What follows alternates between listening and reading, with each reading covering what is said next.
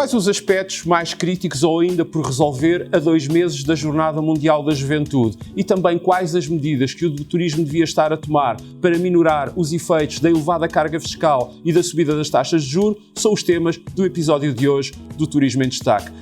E se ainda não o fez, não se esqueça, subscreva gratuitamente o meu canal e assim mantenha-se a par de tudo o que de mais importante acontece no turismo em Portugal e no mundo.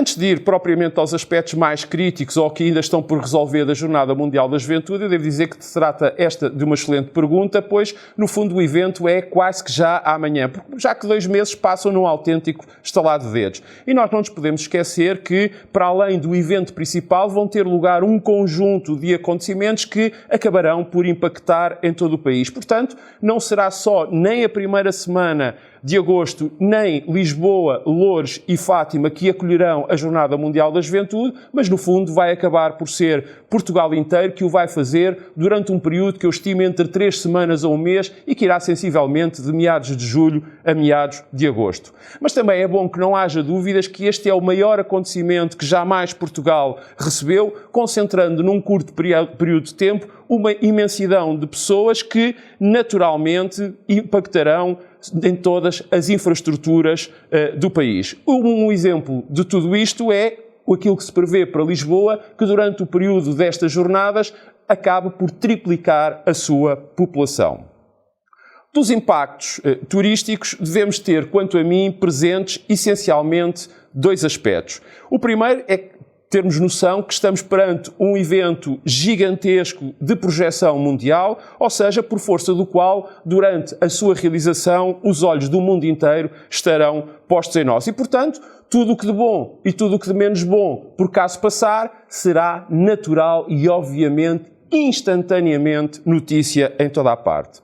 E o segundo é que estamos perante um público, sobretudo um público muito jovem, que cá vem, que se gostar, se sentir bem acolhido, se sentir bem recebido, terá naturalmente motivos para divulgar o destino e também ainda tempo para regressar, para voltar novamente ao nosso país, garantindo assim fluxos turísticos futuros.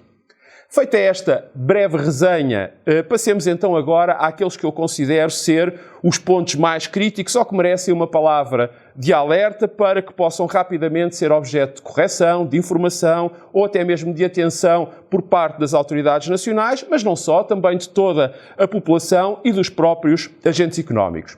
E quanto a mim, neste plano, há 4 pontos que considero essenciais.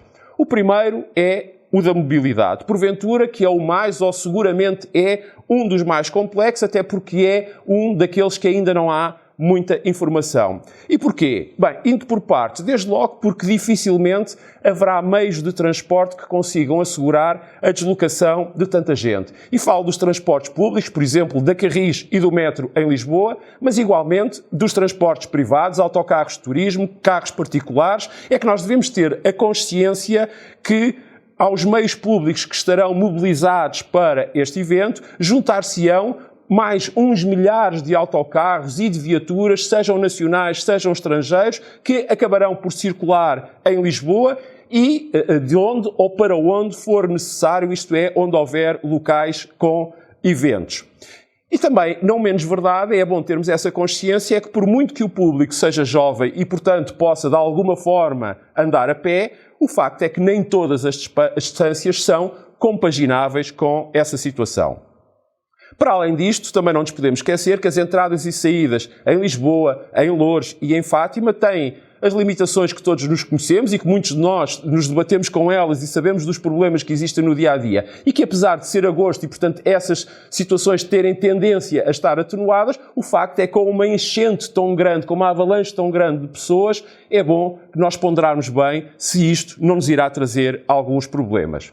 Depois também a questão ferroviária não me parece que possa ajudar significativamente neste aspecto, atento o estado da nossa ferrovia, que como se sabe, não é um pouco deplorável, a palavra é esta mesmo, por todo o país, aliás, como tenho vindo aqui a dar conta nos últimos meses, e também, igualmente, pela falta de material circulante que possuímos. E mais, ainda temos também os aeroportos, equipamentos por si mesmos já sobrecarregados nesta altura do ano, que já provaram no caso de Lisboa e pontualmente no caso do Algarve na época alta, não terem muitas das vezes capacidade para dar vazão ao tráfego normal, quer de aviões, quer de passageiros, quanto mais ao acréscimo que a Jornada Mundial da Juventude acabará por gerar. E quando falo em aeroportos, falo também igualmente em controle de fronteiras e tenho em mente as greves quase certas que se irão e acabarão por acontecer, o que naturalmente dificultará todas as operações. Também, como muito provavelmente haverá o recurso a aeroportos que habitualmente não servem à aviação civil, tal significa que os recursos, maiormente os recursos humanos, terão de ser distribuídos, o que tornará tudo isto ainda mais difícil e mais complexo.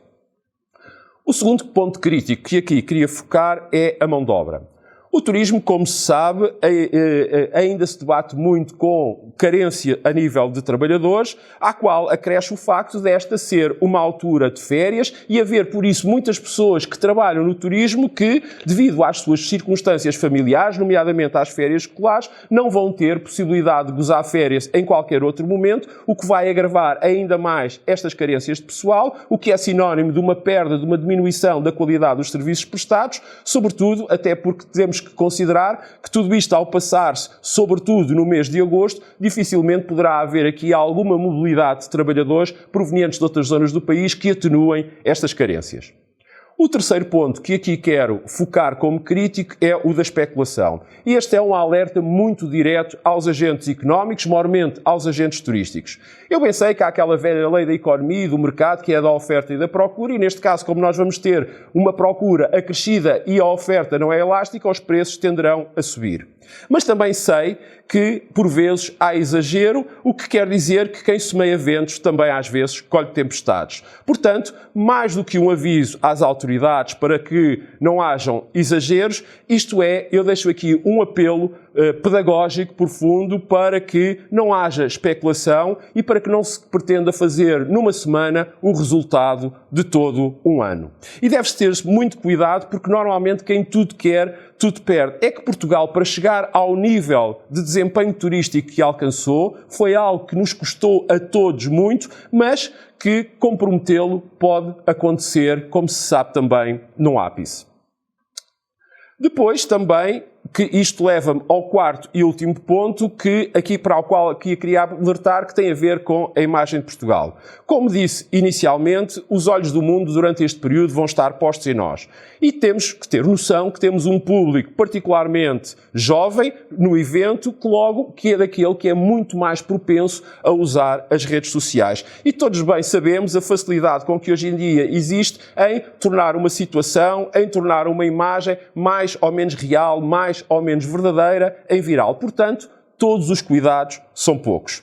Para além disto também, ou a isto acresce se quisermos, que nessa altura teremos muitos outros turistas que virão ou que estarão no nosso país, motivados por outros fatores de atratividade que nada têm a ver com a Jornada Mundial da Juventude, e também com estes devemos ter cuidado, pois merecem exatamente a mesma atenção do que aqueles que participam no evento. Em síntese, aquilo que ninguém quer, eu disso tenho a certeza absoluta, é que alguém possa vir a dizer Portugal nunca mais ou Portugal não obrigado. Por isso, aqui deixo construtivamente estes alertas, porque quem avisa, amigo é.